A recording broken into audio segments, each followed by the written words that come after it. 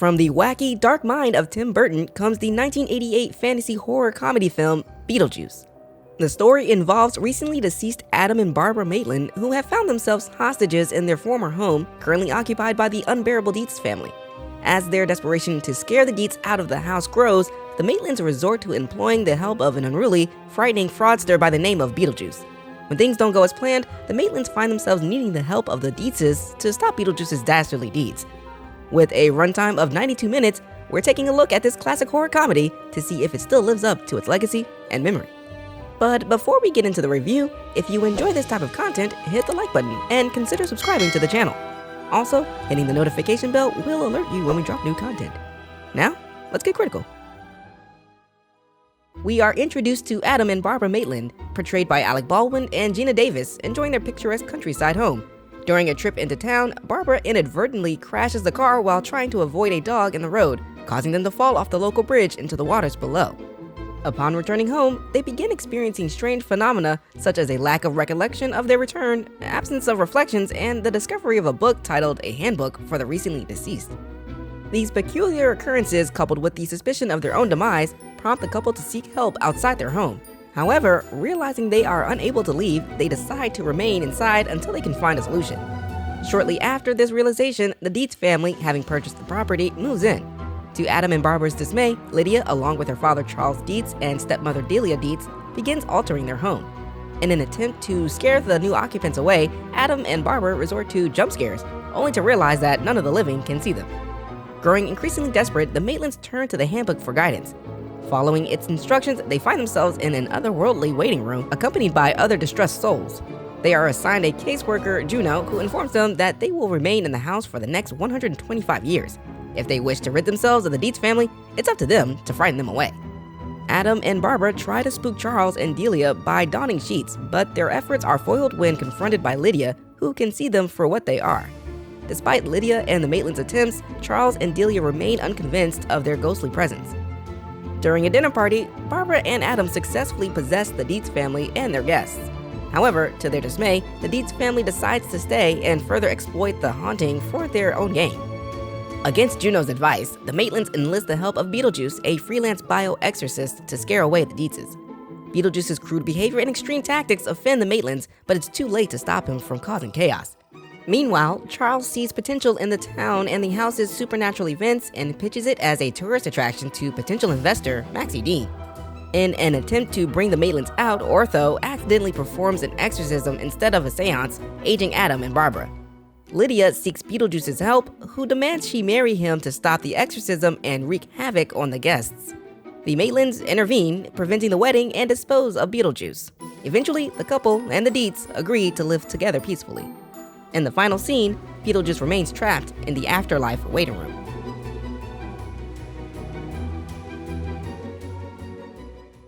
Tim Burton, known for his wacky, dark humor, was initially met with heavy skepticism and reservation throughout the industry.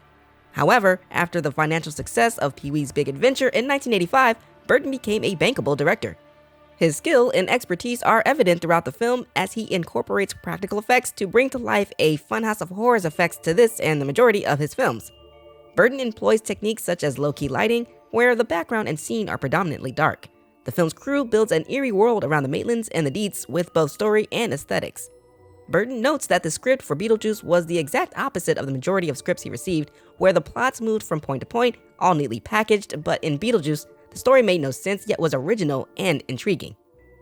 Burton was granted greater creative freedom in directing the film because, frankly, the producers and the studio were unsure how to interpret the story.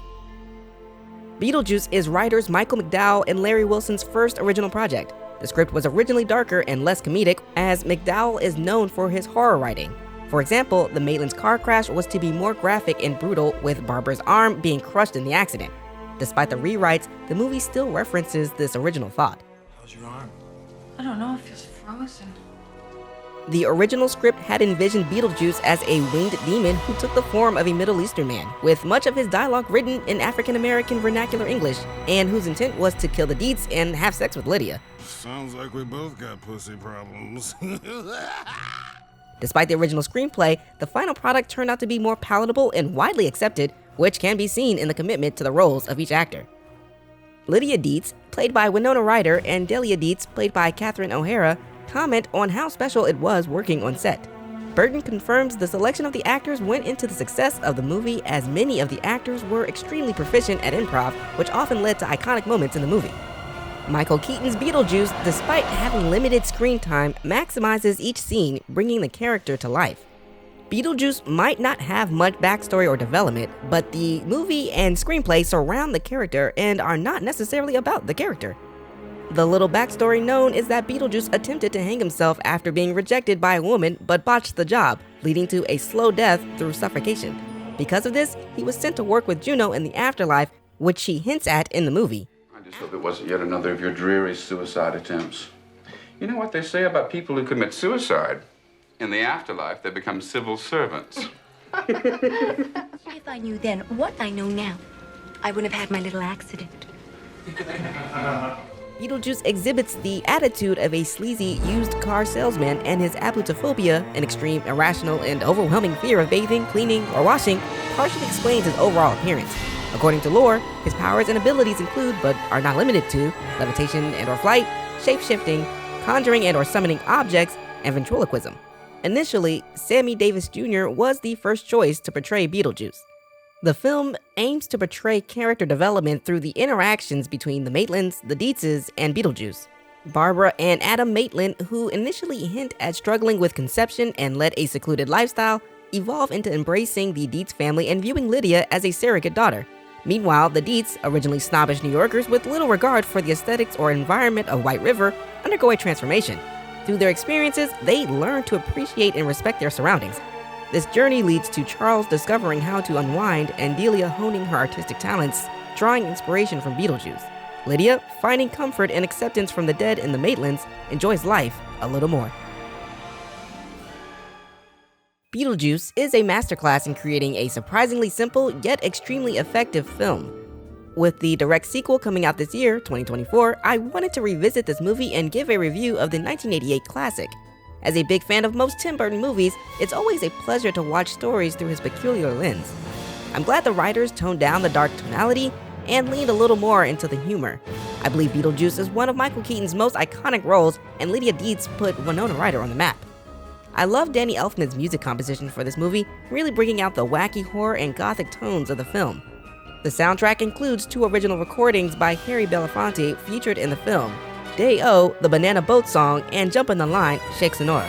2 additional vintage Belafonte recordings heard in the film, Man Smart, Woman Smarter, and Sweetheart from Venezuela, are not included on the soundtrack, but can be heard in the movie. If you're hoping to see a movie specifically about Beetlejuice, his background, development, and extent of his abilities, this is not that type of film. Also, the character of Beetlejuice can be considered inappropriate by today's standards, which may offend some. As I mentioned before, the movie is relatively zany with dated effects that involve the Dietz and the Maitlands more than Beetlejuice himself. I would assume a movie entitled The Dietz and the Maitlands isn't as intriguing as a movie titled Beetlejuice. However, watching this film was as enjoyable as the other dozens of times I've watched it before. With that said, I rate Beetlejuice 4 out of 5 stars. See Beetlejuice about 167 times, and it keeps getting funnier every single time I see it.